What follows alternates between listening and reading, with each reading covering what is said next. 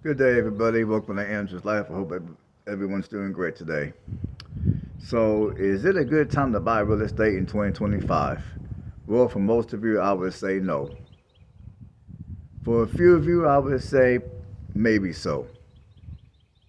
And to determine whether or rather not it's good for you to buy real estate in 2025, it would depend on where you live. Now, if you live in a region where housing prices are still up, then I would say no. You're better off waiting until the prices come down a little bit. Now, if you're in an area to where the housing prices have already began to come down, maybe maybe it might be a good time to buy real estate in 2025 for you guys. Now, about a week and a half or so ago, I was up in Indiana to look at some investment properties to purchase. Unfortunately, I didn't find anything to buy because the prices were way too expensive. It wasn't that I couldn't afford them, it was that if I would have purchased them, I would have got ripped off. Now, I did look at some houses here in Alabama, and I have not found anything appealing to me yet. I looked at a couple of pieces of property in person, and I didn't like the area, so I chose not to invest. And then there was another piece of property I looked at, and I actually did submit an offer, and the seller declined that offer, and I didn't want to pay any more money, so I walked away from that one as well. So for those of you that are looking at buying yourself a home because you're sick and tired of the high rent costs, you're sick and tired of paying rent, you want to be a homeowner, you want to start the journey of wealth building for you and or your family. Well, how do you know? I mean, in this crazy housing market, how the hell do you know you're being ripped off? How do you know? Is your agent going to let you know that you're being ripped off or that you're getting ready to be ripped off? Of course, your agent's not going to tell you that because they're trying to make a commission. It's well, the seller ain't going to tell you, obviously. So, how do you know you're being ripped off out here? Well, I'm going to help with that. And this is based on a crap ton of experience of buying and selling real estate, both during times like these as well as during times where the real estate market was significantly slower. Now, I'm going to give you an example of a situation to where if you purchase a house, you're most likely getting ripped off. Let's say a seller, let's say you look at a house that you like, and the seller is asking $100,000. Know what? No, let's say the seller's asking $150,000. Okay, so you look at the house with their agent, you get all excited and stuff. So, what do you do next? Well, before you put an offer on that house, what you need to do is you need to get on your phone. You need to call that local city hall and you need to find out what that property sold for. When was the last time that property sold and for how much? Now, another thing you need to do, if you have a real estate agent that's a good agent and they're honest, you need to have your agent do some prompts on on that particular piece of property. Like if other properties identical to the property that you're looking at in that area sold for, let's say, $75,000, and now the property you're looking at, the seller's asking 150. That is one indication that you're most likely getting ripped. If you buy that property at 150, you're most likely getting ripped off. And here's another indication that you're most likely getting ripped off. Let's say that particular piece of property that you want to buy, maybe it sold back in 2021 for $50,000. And now here we are 4 years later, and now the seller is asking triple the money. Well, at that point, what you need to do is A, you need to have your real estate agent do prompts of houses identical to that one in that particular community. Secondly, you need to get in touch with the local city hall and see how much the seller paid for that house when they purchased it. And also what you should do is you should talk to at least one of the neighbors and see if there's been any work done to that house. Now, sometimes you can tell immediately whether the house has been renovated. Other times you can't tell. So you should talk to someone and get a history on that house and see if there's been work done to the house. But I would say, in general, if that house sold for $50,000 in 2021 and now they're asking $150,000, 9 times out of 10, if you buy that house at $150,000, you're getting ripped off. Even if you put in an offer at, let's say, $20,000 or $30,000 less than what the asking price is, chances are in that scenario you're still getting ripped off.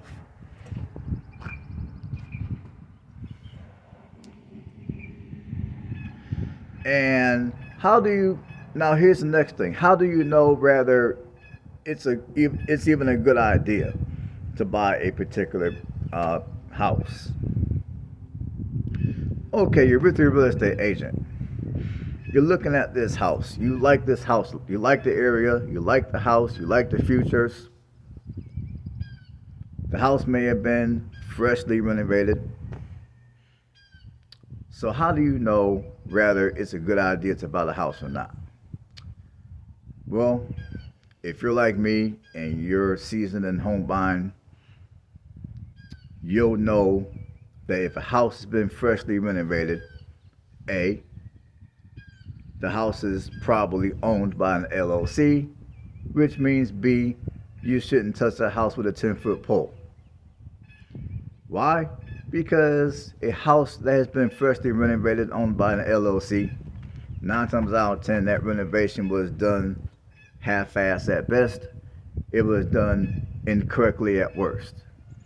The quality of the materials they used were low quality at best, or they used the wrong kind of materials at worst. The workmanship was poor at best, or they hired people that weren't qualified or certified to do the job at worst. And another thing is, a lot of those kind of renovations, the contractors most likely did not do the renovations in accordance to the local codes. Like the plumbing may not be up to code, the electric may not be up to code. You might move into the house, and a month into you moving into the house, you might have a house fire, God forbid. And yes, that has happened before. It happens more frequently than what many of us would like to realize. Because you got some bootleg contractor that doesn't know what the hell they're doing, that gets hired on by these investors, because these investors don't want to pay the proper money to hire people that have the proper license and training to do the job. So those are the reasons why, if you come across a house that's been freshly renovated and is most likely owned by an LLC, you do not want to buy the house. Because if you look at a house and the house may have been remodeled, like if you look at a house and it's been remodeled, let me back up here. Let's say you come across another house and you like that house. Let's say the house has some remodeling done over the last, let's say, 10, 20 years or so. And the people who own that house are actually the people living in that house. Now, even under a scenario like that, you still want to hire a home inspector to thoroughly inspect that property before you purchase it. But a home like that, I would feel a lot more comfortable buying something like that than buying anything owned by an LLC.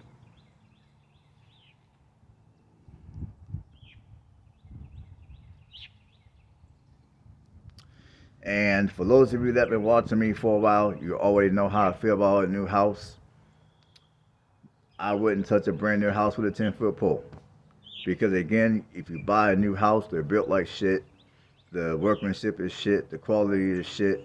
I just wouldn't touch a new house with a 10-foot pole at all for no reason.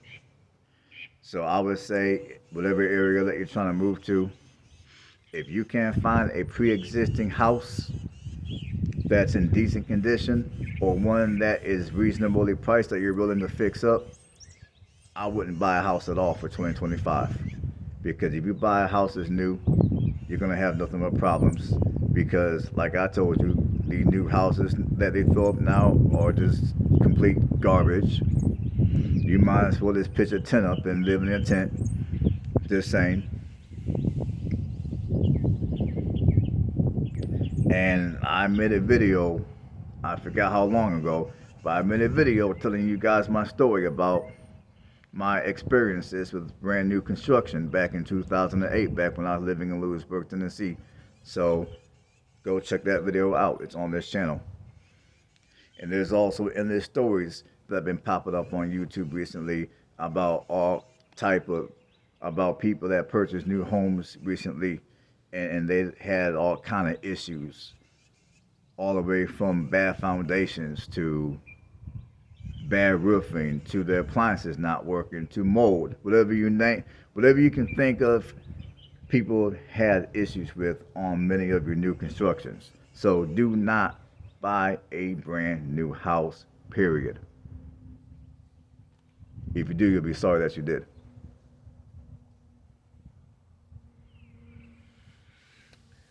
And let's see what else here. And another thing is when you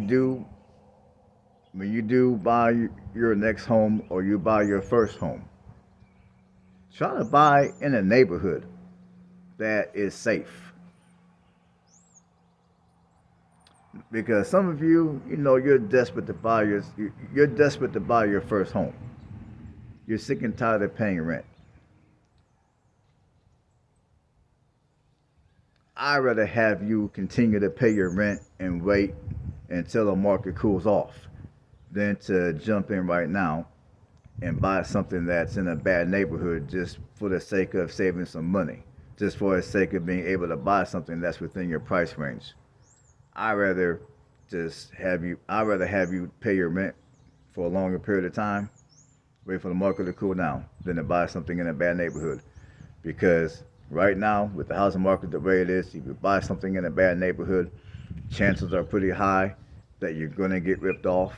You're going to pay double, if not triple, the price for that house as you should be paying. And then once the market cools out, and then once the market cools off, or once there's another crash, which eventually I do think it will happen, because when you look at the combination of people getting laid off their jobs and the housing prices continuing to go up at this point, to me that combination is not sustainable, and that's why I think there will be either an all-around crash, or at the very least the market will significantly slow down at some point. And when that does happen, for those of you that purchase right now and you purchase a house in a bad neighborhood, or you purchase a house that you really don't want for whatever reason, guess what? You're going to be stuck at that house. Or two, at that point, if you want to sell it, you're going to be forced to have to sell it at a significant loss. And some of you that are paying mortgages, well, many of you that are going to be paying a mortgage of some sort, you may not even be able to sell that house because you may not have enough money to bring to the table at closing to cover the loss. So you might either A, you're going to be stuck at the house, or B, if you have the money, you'll have to sell it at a loss. Or C, I guess you can walk away and then just get foreclosed on, and then in order to not have to pay that back, you have to file bankruptcy protection, and then your credit for the next 10 years is going to be jacked up. So for those of you that are wanting to buy a house, and maybe the only houses you can find within your price range are in questionable neighborhoods, I'd rather have you stay and continue to pay rent in your apartment, and then when some market cools off, buy a house in a more desirable area. And that's all I got for this one. Hopefully I helped out some of you. So I will talk to you guys later. Stay blessed.